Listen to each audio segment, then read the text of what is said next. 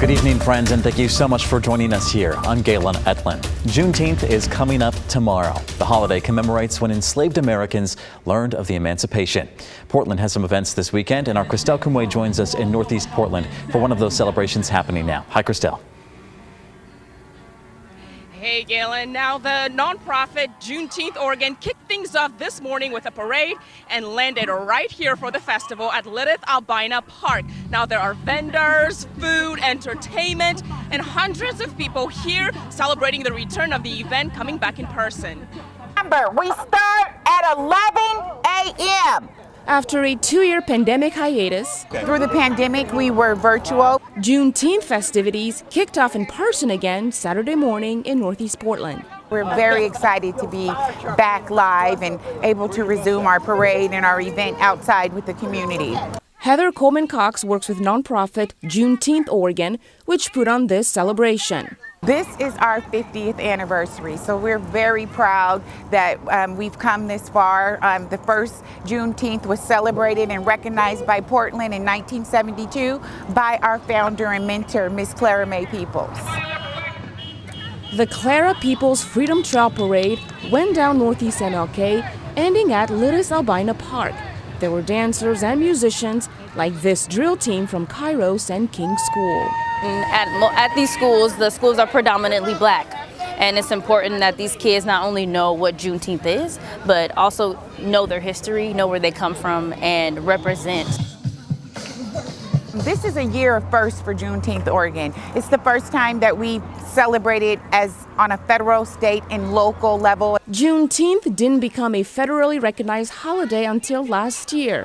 Oregon and Washington both started making moves after the racial justice protests in 2020, with the state holiday becoming effective this year. This is a part of American history that's been kind of hidden, and now it's out and everyone's learning about it. So we're just very beside ourselves that finally Juneteenth is receiving the recognition that it should have received. Now, this celebration will last until 7 p.m. here at Lilith Albina Park, but if you've missed it, do not worry. They'll be back again tomorrow from 11 to 6 to celebrate more Juneteenth. Galen? Really important history there being celebrated. Christelle, thank you so much. All right, let's head over now to meteorologist Joe Ranieri. I know there's a lot of events happening this weekend. There's Pride, there's Juneteenth, right, yeah. But it is kind of continuing that torrential trend that we've been seeing the last few weekends. And we can't seem to break this trend of wet weekends. And, you know, I look back and there have only been 3 weekends since March where there have been bone dry. Only 3. Only 3. But the forecast is shaping up to be pretty nice. But it's been pretty active out there.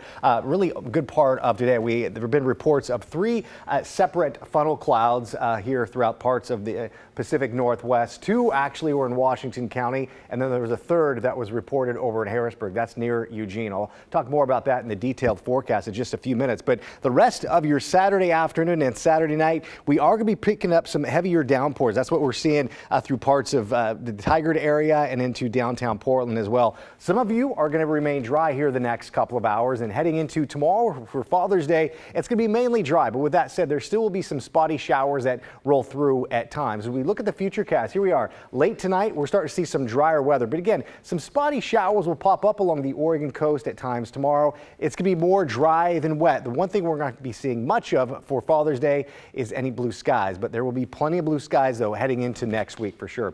As we head into the later part of Monday morning, you're going to be seeing some dry conditions, and things will really improve by Monday afternoon. So how much will we be looking in terms of rainfall amounts? Very light amounts, under 1/10 of an inch in many locations. This model is showing between tonight and the early part of the next week, we'd be looking at over 1/10 of an inch of rain. I think that's a little bit overdone, but as we look at what we've seen so far this spring, June is looking at close to 3 inches of rain so far. Now the record is set back about more than a decade ago at more than 4 inches and a quarter. We could get close to that by the end of the month. Some models are showing there still could be more rain in the forecast late this month, and we've only seen, like I said, 3 weekends so far this spring with dry weather. So spring of 2022, record-breaking. We saw record rainfall, record snowfall as well. We've seen more than 15 inches of rain since March 1st. And remember, back in April, Galen, we saw almost 2 inches of snow. Now that has been happening years ago, about 50, 60 years years ago in parts of downtown Portland, but that never had happened at PDX until April. So it's been a wild spring. Hopefully, as we look into summer, things will start to improve. And I can tell you this right now, things will start to improve heading into the later part of next week. I'll have details on that coming up. Keeping us on our toes. Joe, thank you so much for keeping track.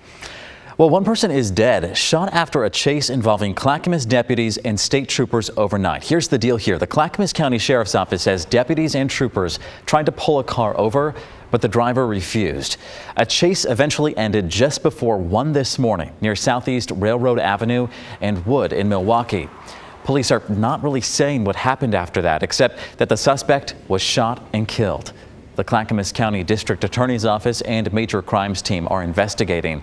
We do expect more information in the coming week. We'll talk about some scary video here. The Coast Guard responded this morning to this large fishing boat on fire off Manzanita Beach, Guardsmen were sent after a distress call around 6:30 this morning, and they found the ship fully engulfed in flames. The one person who was on board was already rescued by a Good Samaritan by that point. They joined the Coast Guard crew and were taken to shore without any big injuries. Guardsmen stayed near that burning vessel to keep a 1,000-yard safety zone around it. Well, this is some big news here for parents. A CDC advisory committee is endorsing both Pfizer and Moderna's COVID vaccines for young kids.